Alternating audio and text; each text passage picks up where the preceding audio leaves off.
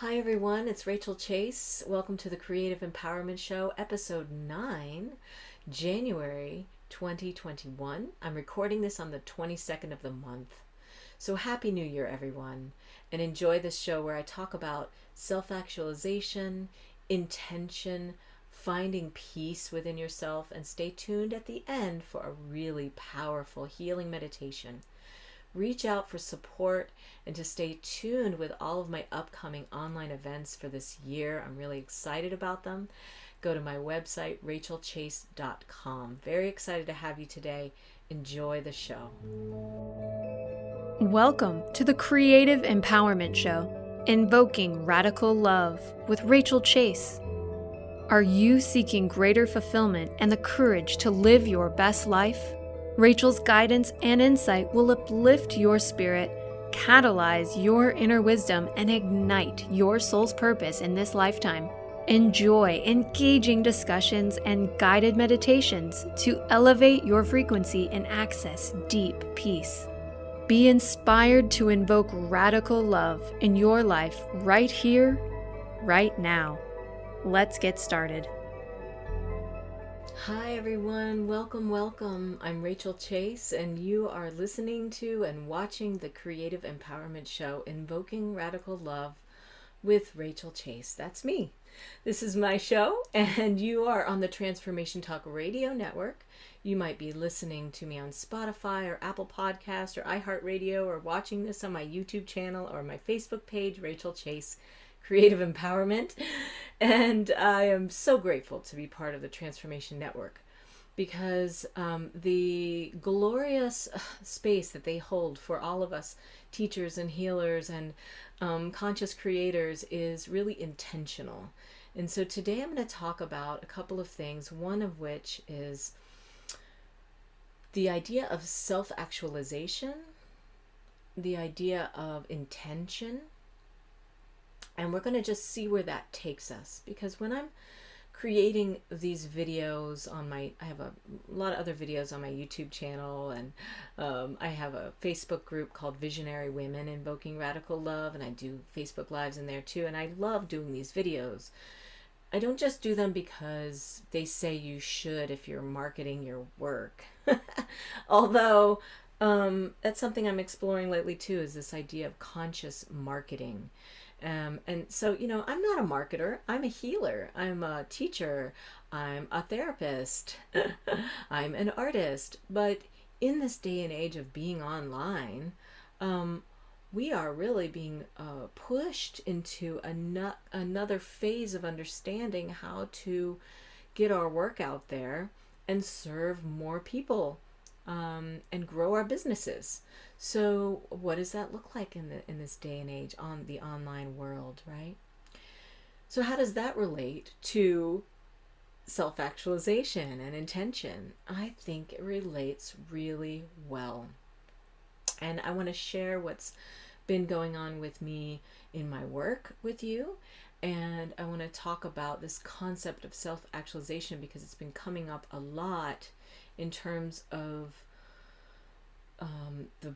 not the business, but the work of coaching, the work of counseling, the work of therapy. If you've heard of Maslow's hierarchy of needs, and you can just look it up if you haven't, because this is not a new concept. This concept's been around quite a while. We have basic human needs, right? We have basic human needs, and that are all equally the same. We need to eat food, right? We need clean water to drink. And that's an interesting topic I'd like to talk about another time, is water too. How do we go about maintaining a healthy water intake every day, right? It's like the simplest thing. It's really important. Intentional. So Maslow's hierarchy of needs. Let's come back to that for a moment. At the bottom of this triangle, this hierarchy, it's a diagram in the shape of a triangle. You have safety and security, right? You need to be safe from harm, a roof over your head, although not everyone needs a roof over their head. Some folks choose not to have a roof over their head, and they're perfectly happy that way. Something to think about there too. But in terms of these basic needs, it starts at the bottom and works its way all the way up, going through the need for healthy relationships, right? All the way up to the top. And the top, little triangle pyramid at the top, is self-actualization. So theoretically, based on this model, if all of these needs are met, then you're capable of, or you're supported enough, you've got all the resources you need to then be able to develop into this self-actualized being.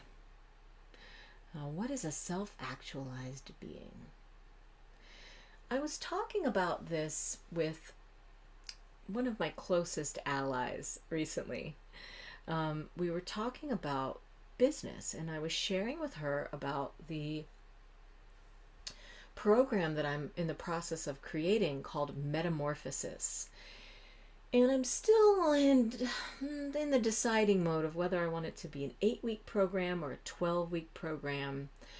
And this is a program for women. It's a self-development as well as professional development program for facilitators, healers, teachers, women who have stepped into saying yes to be in service to love through their lives and relationships and their work.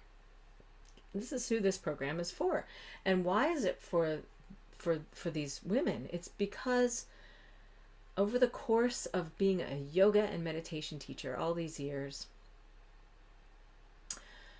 as well as a confidant to women, as well as a mental health therapist, as well as an expressive arts facilitator, a workshop leader, doing all these things, what's just naturally been attracted toward me are women who've said yes to love and service to love in their personal and professional lives. So I've said yes to supporting them. And as I'm supporting them, I'm supported as well. And this relates to this concept of self-actualization because I was reading the description. I write a lot, and I was writing about, basically it's a message that I'll be putting out, a message to these women, a message, a call to action, an expression that says, here we are. Here's what you're up to. I see you. I'm here for you. Check this out, what I'm about to be creating, and maybe you'll want to take part in it, right? So I'm writing this statement, and in the statement I said something like, so you're interested in self-actualization, or you're being the world needs self-actualized women, or something like that, I said. So now I've been thinking about that. The reason why I was talking about my conversation with my friend is because I brought up this idea to her, and she said, wow, that's a tall order. If you want women in your program that are self-actualized, I don't know if it's kind of like, I'm, I might be intimidated, or might feel like I don't belong in that group. Wow, and that hit me and struck me and made me reconsider my belief around self-actualization. What do I believe it means? So I looked it up. Good old internet search. Isn't that where all the meanings of everything is on the internet? Isn't that what we do? That's what we do now, though. Just look it up. Google it, as they say. So I looked up the meaning of it, and I sat with this idea of what, and I'm just gonna look it up here while I'm with you. And that's the beauty of doing this podcast style, is if I want, I can stop the recording and start it again, but I don't think I'll need to. Self-actualization. I'm going to read this to you. I wasn't intending to read this to you before, but now I'm realizing, let's read the words on what pops up in the dictionary here. It's a noun. It says, the realization or fulfillment of one's talents and potentialities, especially considered as a drive or need present in everyone. Drive or need present in everyone. I thought about that. Not everyone is really necessarily interested in fulfilling their potentialities. Now, excuse me. Bless me, thank you. But a lot of people aren't they? A lot of people, gosh, they just want to go for their dreams. I know I do. And of course, that changes over time now. Here I am, 45 years old, and I think a lot about the dreams that I had when I was a child or a teenager or a 20-something or a 30-something or a 40-something or just yesterday. And your present environment, the people that you surround yourself with, the place that you're in, whether you're in a city or the country, whether you went to this school or that school, whether your parents were this or that, whether you come from this lineage or that lineage, whether you have this access to or that access or no access, or again, back to clean water again. All these things influence what our desires will be. This desire is coming. I just said the word desires, but that's not anywhere in the actual quote definition. The realization or fulfillment of one's talents and potentialities. So this is implying that you've already realized them. So when you attain or achieve self-actualization, you have realized, you have fulfilled, you are in the process of realizing them and fulfilling these talents and potentialities. Especially considered as a drive. So you're like driven. It's this idea of being driven. Or a need. Boy, I just need to do this. Is it really a need? Maybe. Maybe our world needs us to become, wouldn't it be amazing if we all, see my lights back here flickering. Wouldn't it be amazing if you're listening to this show, you must hear my little asides and wonder what I'm saying. I have a string of these really cool lights behind me on my couch, and they're battery operated, and I'm realizing they're flickering a little, so that's kind of fun. Anyways, what if we all, this is something I think about a lot. What if, God, can you imagine it? If everyone had access to the resources, okay? Because we know there's plenty to go around. There is not a limit of resources in the world. That is a lie. I'm going to tell you that right now. There's plenty to go around. This is about access, right? This is where we're at right now with social justice and everything. If I'm sitting here saying I'm holding space for women who are interested in self-actualization, what does that mean? Does that mean that they're already there, or they're interested in it? So this is where I'm at. I'm kind of wrestling with this concept. But what if, this is the thing I think about all the time, what if I can imagine all the billions of people around the world,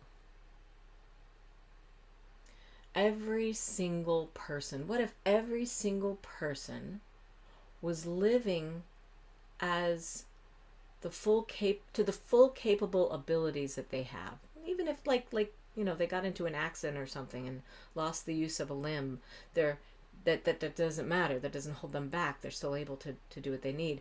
Even if they've come from an impoverished neighborhood, that they suddenly are given what they need and they're able to attain what they would like to attain and go for it. And some might say, yeah, well, what if they want to attain harm to someone else? But maybe I'm just living in my little dream world over here. And I know some people will say that I'm just too much of an idealist, and, you're living in your dream world of utopia, Rachel. But if you do not dare to dream, how will dreams come true? Right? How will dreams come true if you do not dare to dream? If every single human being on the planet was given what they need, was completely taken care of, there would not be the sense that one needs to take from someone else. Sit with that for a moment. I'd be out of a job if that was the case too, right? We probably wouldn't have, the systems wouldn't be the way that they are, that's for sure. There would be so much more egalitarian awareness. Gift culture would be present. We would be able to give and receive more freely and easily. We wouldn't have all these fear barriers, afraid of each other, the divisiveness. If we actually were fully expressed in that conscious way, able to have a space for our talents to be expressed and shared in community, our gifts would be nurtured from a young age. This is the native way, isn't it? This is the native way. Indigenous cultures see the possibilities and potentialities in the young ones and nurture those. They don't force them into something that they're not. And that is what I see has happened in our culture. People are being forced into round pegs when they're square or they're triangle. They're being told you have to do it this way, otherwise you'll fail. This is just the way it works. Oh well, I guess I have to give up on what I wanted to do in my life because I better get in line or else I won't have food on my table, right? And then the resentment builds. And then it permeates into the relationships. And then you have a really pissed off husband and a really upset wife, and all of this projection takes place on each other, and then they have kids, and that just spreads into the children. So you see this effect. You see this generation after generation after generation. So I'm a little bit on a rant today. And that's okay. Because it's so important to look at these things. Even in this moment in time when I know many people, we just had this inauguration of a new president here in the United States. Some people are really excited about it. Some people are really upset about it. For me, it's another day. It's another day. I see the benefits of it. I see the sigh of relief that brings so many people I care about. I also see other people I care about, and from their perspective, there's a whole other thing going on where these people aren't oppressors or seeking to oppress, but they see that there were some opportunities there with that administration that for them, now those are gone. So there's these sides, flip-flop thing going on. And what I really want to focus on in the meditation that we're going to do today is unity. Not just bringing sides together, but bringing in the energy of remembering that we're one and anchoring that energy into the planet. As we do that, it helps us tap into and connect with the place inside that remembers that no matter what happens, I'm going to be okay. No matter what happens, I have resources. I can take care of myself. I have a strength and a voice within me that I can share. I can move through the difficult emotions and thoughts that are going on inside. I can hold space for that which is my full expression of myself. And I can intend to be kind-hearted. open and receptive, to listen, to model acceptance of the other. This is what is so needed at this time. More models of compassion, acting from the wisdom place, self-healing. More people doing that adds that energy into the culture, the system, the stratosphere. More models of that. So let's take a breath for a moment.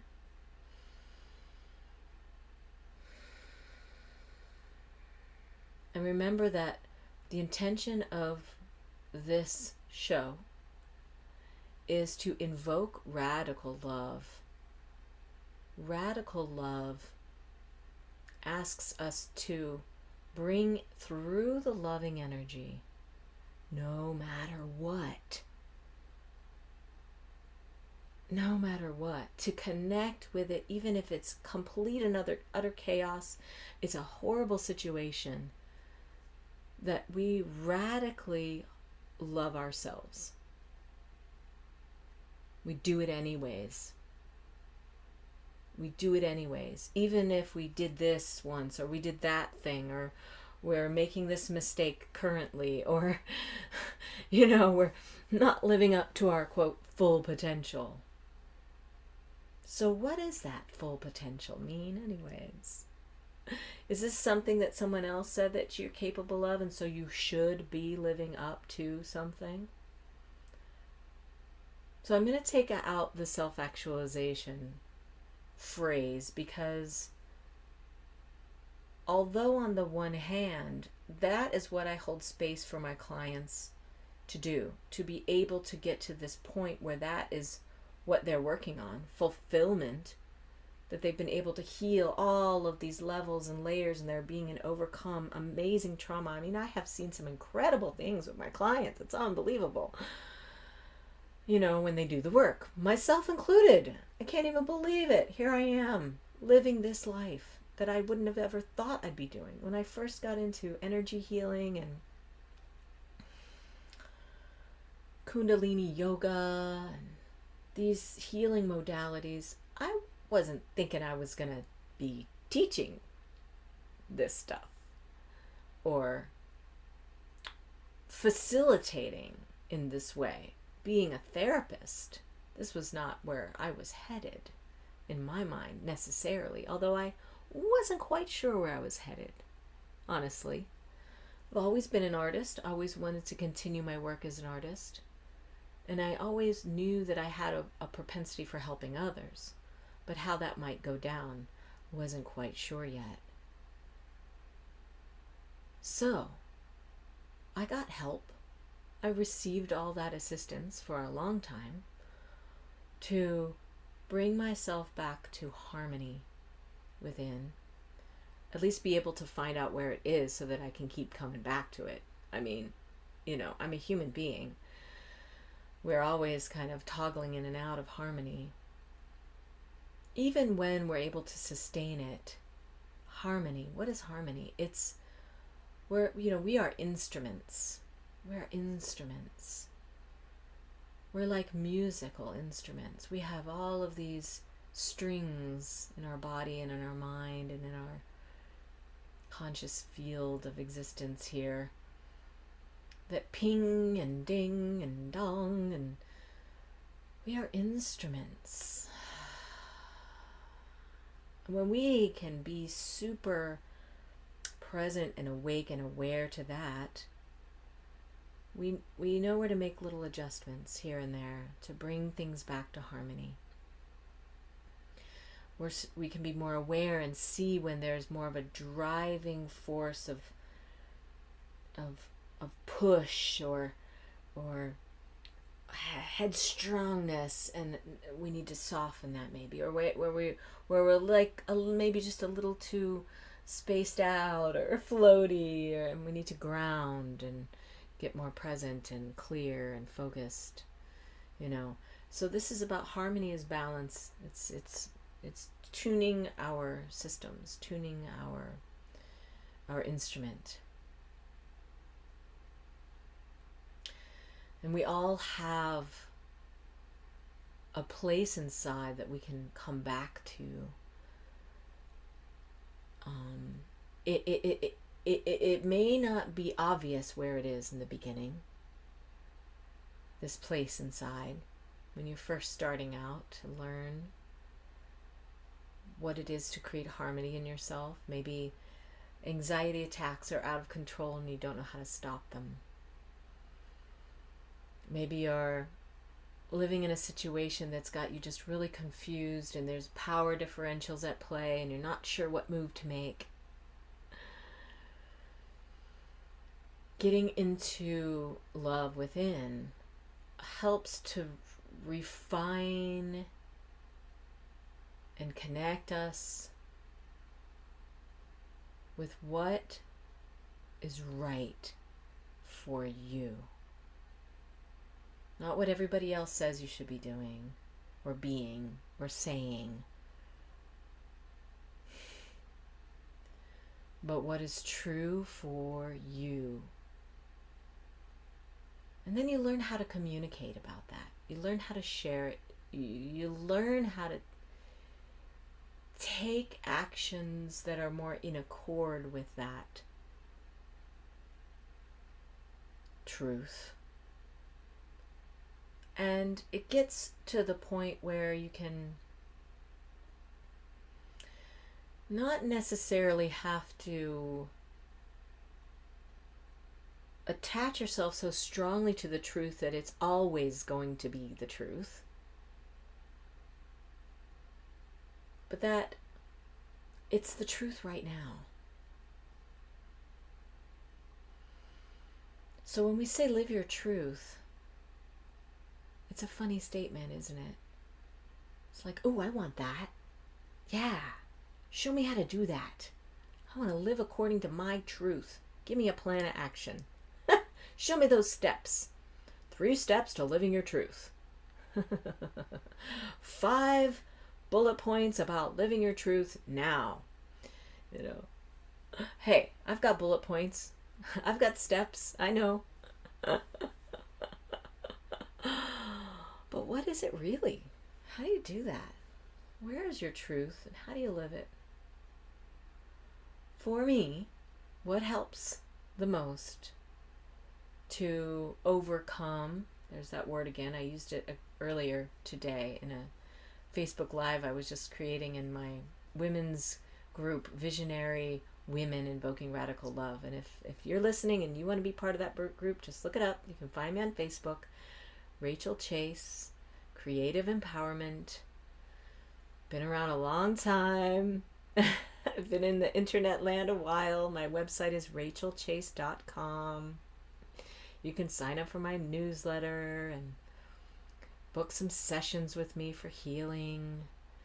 Go deep with me. Explore all these things for yourself. Get into what your truth is for you. I've found that that's really the bottom line of what my work is about, is creating a space that's courageous and peaceful, where we can breathe and tune in with being the vessel for the present moment to be available, for the energy of loving light to flow through your being. And when we do that, we know that truth is a moment-to-moment thing. It's a moment-to-moment thing.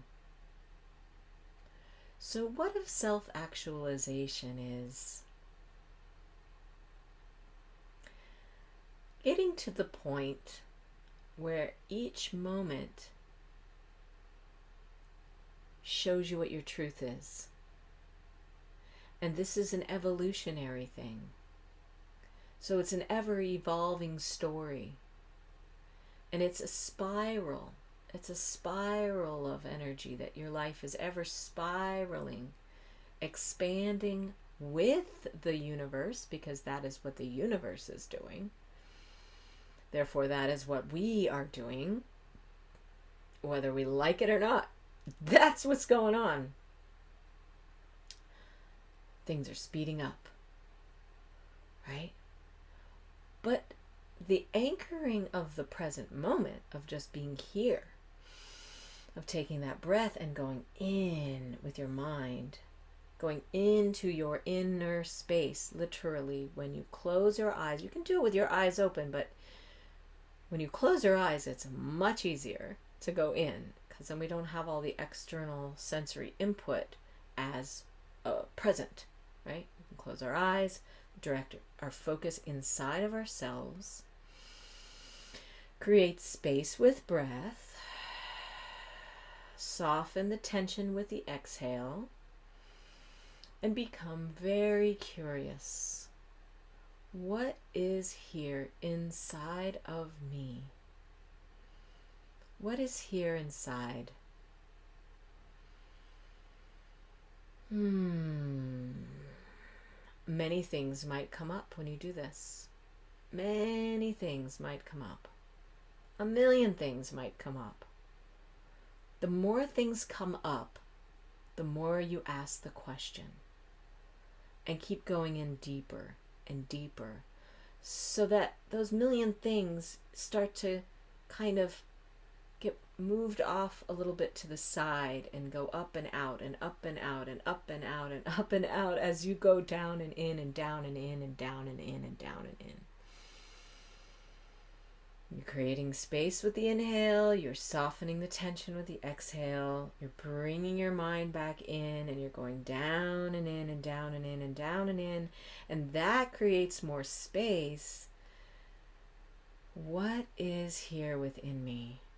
Where is harmony? Where is peace? I know that you're in there. We might have the stubborn inner child that says, no, it's not, damn it. I'm not experiencing harmony. I don't have harmony and peace inside me. That aspect that comes up that says, no, and kicks and stomps her feet.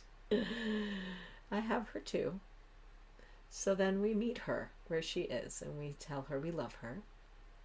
And we say, we understand. This is how you're feeling.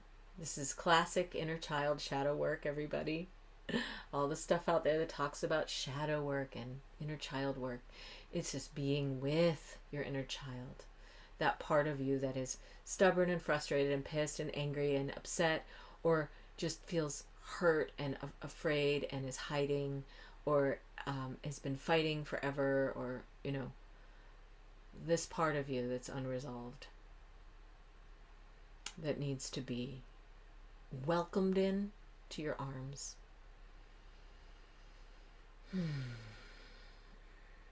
And then you can sit in the space together and look all around you at all these parts of you that are here. Just be with it all. Wow, look at all these aspects of myself. Look at it all. Isn't it amazing?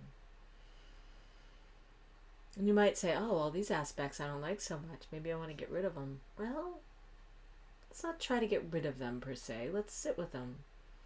Let's find out more. Let's be curious. Where is peace inside? Where is it? Maybe the peace doesn't come right up in the beginning. Maybe at first it's the frustrations or the anger or the anxiety or the whatever it is. Maybe it's all these other things that come up at first.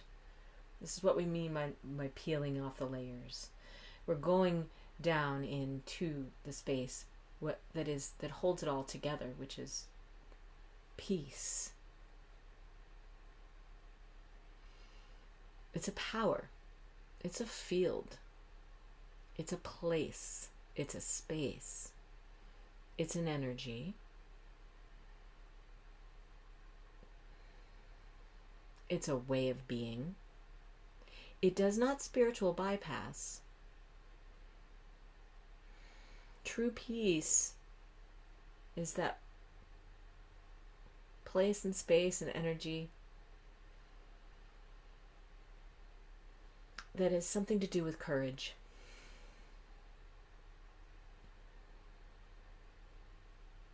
Something to do with being courageous.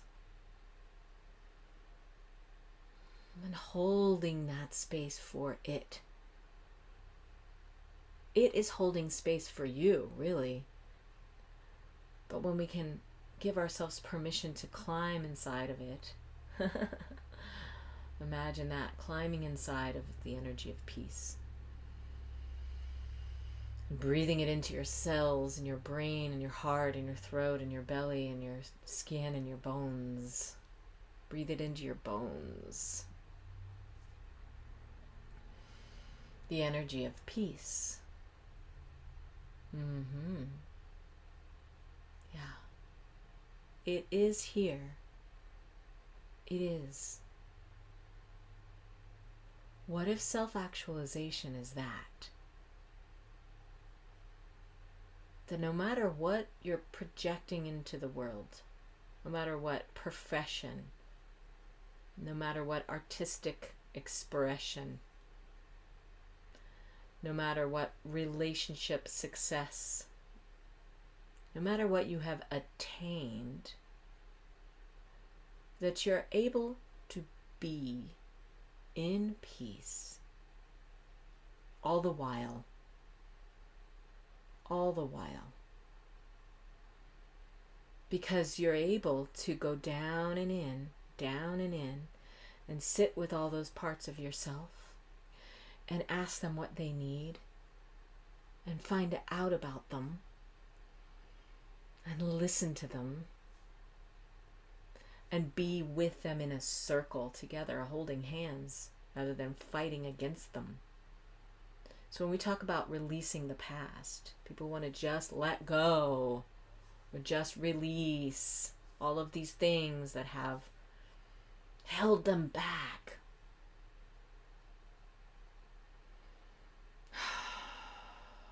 Maybe releasing it is more about releasing the fight or the struggle against all of these things that you don't like about your past. Even the fact that you don't like it can be released.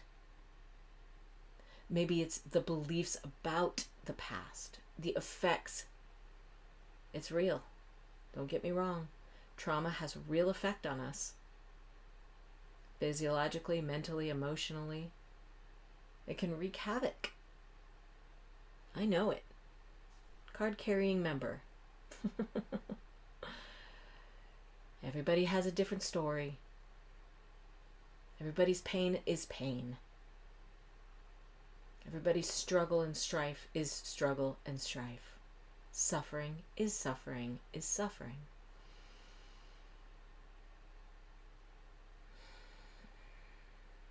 This puts us all on the same page there. I know. Some of those things come up. Yeah, but they've got this and this and this and this and this and this, and they're suffering over here because these people did this to these people over here, and that's the same story.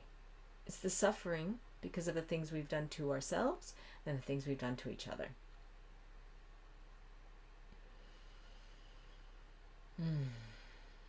So what is release?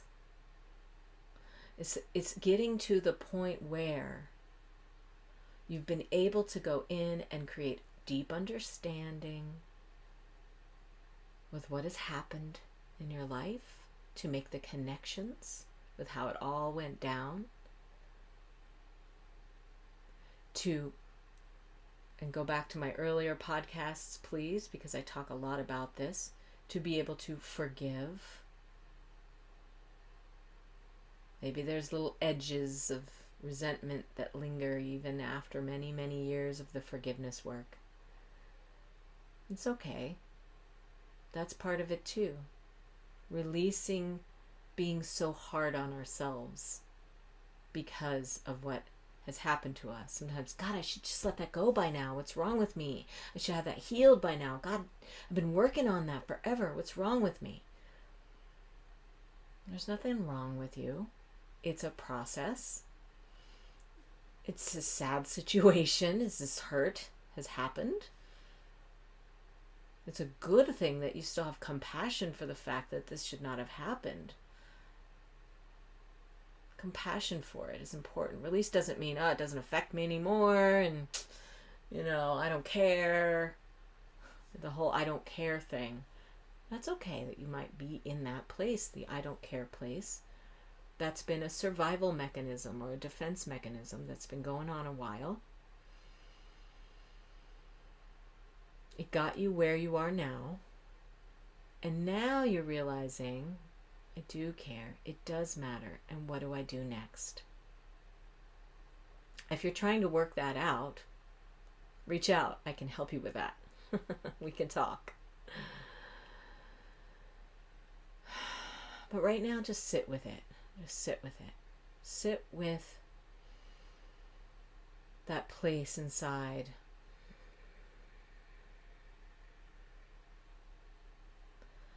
And sit with the curiosity of wondering, where is the peace inside of me? Where is it? Where is it? Now this brings me to intention. Intention is about, how do I want to be in this situation?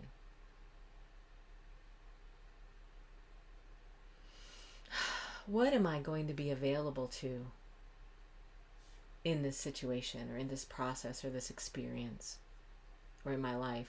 My intention for my day is to be loving, to be kind. My intention for this experience with other people is to be available and receive a connection that is kind-hearted with these people.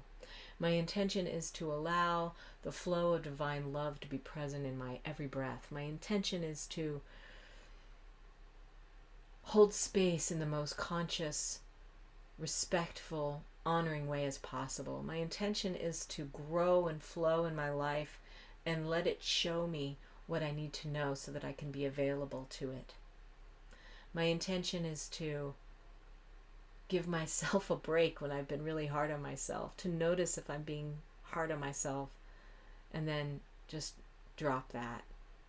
Give myself some self-care instead.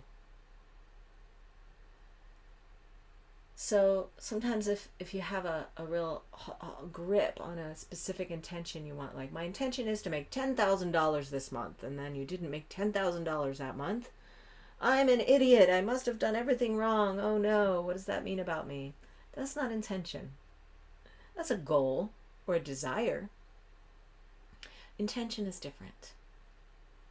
Yes, intention implies desire. It implies maybe the future, which goals are about the future. Desires can be about the past too, can't they? Yeah. Desires are about the future, but they're also about the past too. It's about wanting. Want. And it's not a bad thing to want things. You want things and you want them the way you want them. I like to be on a comfortable couch when I'm reading a book. I want it the way I want it to be. Gosh, I really like to be on a comfortable couch when I read a book. And that's the way I want it to be. If I can have it that way, great. But if I can't, how can I come up with another way of finding a nice place to read my book? Maybe if there's no comfortable couch available.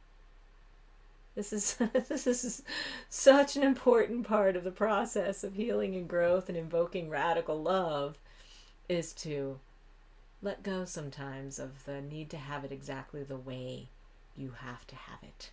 That's a good one, isn't it? So, is self-actualization about getting what you want and achieving it? Or is it about having the resources to cultivate your gifts, talents, and abilities? Or is it something else? I'd love to hear your thoughts. Feel free to reach out to me. My email is rachel@rachelchase.com. I have some wonderful events coming up. I have Reiki trainings online. These are all virtual, level 1, level 2. And then if you want to do level 3, that's a little different. This requires an application, and would really want to talk about it because this implies an application of it to your life and then being able to teach it to others. So if you're interested in teaching Reiki, reach out to me and we can talk about that too. I've been teaching Reiki, which is energy healing. That's all it is. It's a lineage from Usui, Dr. Usui, through, let's see, it's been since the mid-1800s when he first brought this energy through. He was not the only one who practiced Reiki. This is just a particular lineage, much like Tai Chi, Qigong, Kung Fu. We have lineages in these practices. And in this practice, we're working with the energy of breath, awareness, focus, your hands as healing instruments, being the vessel for source energy, and getting in tune with how it operates in your life, physiologically, mentally, emotionally, spiritually, in your relationships, pets, plants, people, homes. It's amazing. It really was the gateway to healing for me. When I found Reiki in 2002, it helped me through some incredible hurdles. I had a breast lump. I had my nervous system had shut down. The left side of my body was shutting down.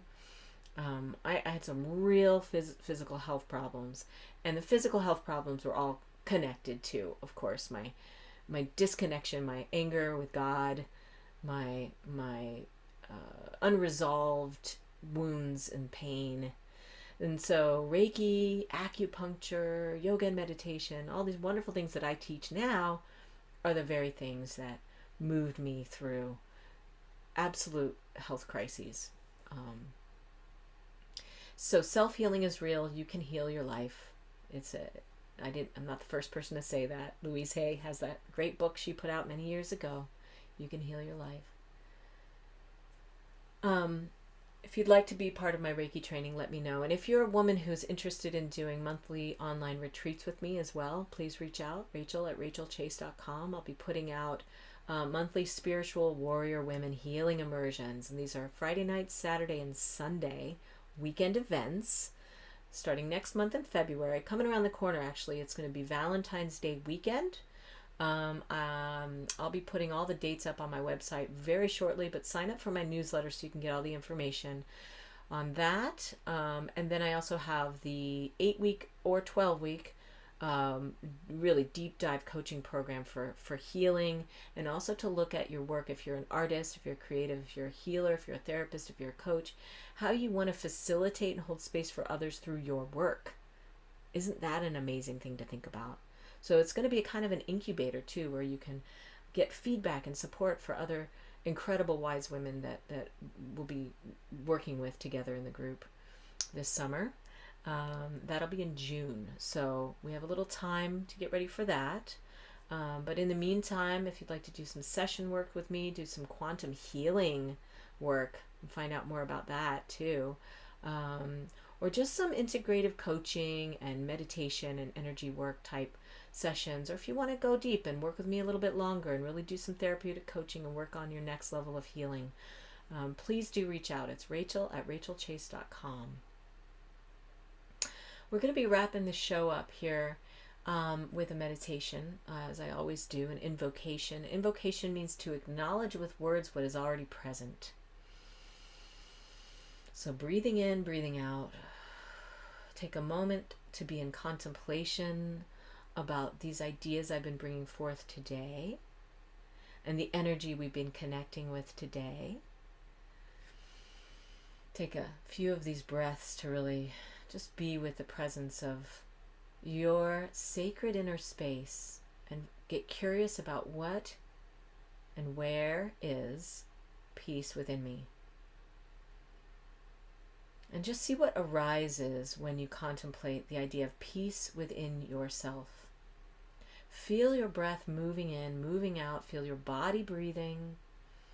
Contemplate, reflect, consider peace within. And when you consider peace within, you are tapping into the energy that is prevalent everywhere. The energy of universal peace. Universal peace.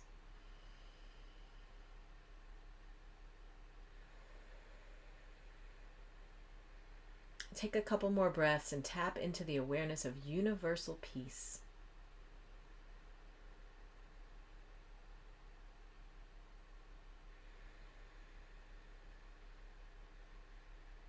Universal peace. Everywhere, all over the world, and beyond into the cosmos. Universal peace. And notice that as you do this awakening and awareness work of inviting in this deep, deep felt sense in your being, you're automatically opening and being available to the photonic energy of cosmic loving light and wisdom that is prevalent, always here now, and brings you into the present state of being in your heart. And in the heart is where all the wisdom lies. All the truth that you shall ever need is in your heart. So place your fingertips at your heart center or the center of your chest and breathe. Breathing in, breathing out. Loving light. Ask your heart a question right now. And allow the wisdom to come through the space of your heart. The answer that comes is always in service to unity, because the heart is concerned with unity, oneness. When you're in coherence with the energy of your heart, you are in the space of peace naturally, which is true love, true acceptance. And whatever answers come through your heart space, ask your question again. I like to ask a question that starts with, what do I need to know about blank? And then fill in the blank. What do I need to know in order to blank? What do I need to know? And then let the answer come through the way that is most natural to you. A sense, a feeling, maybe words, maybe images, maybe just a knowing that comes. And then trust it. And then act on it. All right. Take another breath, please, with me. I am in so much gratitude for you, for listening and watching and being with me here today. Again, you're listening to the Creative Empowerment Show with Rachel Chase. I'm recording this on January 22nd, 2021. I realize I didn't say that at the very beginning of this, so I'm going to have to do a little edit on the very beginning of this and put that at the front end of this podcast. So, oh, goodness gracious. We're moving into this year. Happy New Year, everyone. Bless you, bless you, bless you. And stay tuned for my next episode in February of the Creative Empowerment Show. I wish you all the best. Peace and blessings, and ciao for now. Bye-bye. You've been listening to the Creative Empowerment Show, Invoking Radical Love with Rachel Chase. Rachel activates your heart intelligence and sparks the flame of profound wisdom within you. To activate your heart, or for more information, visit rachelchase.com.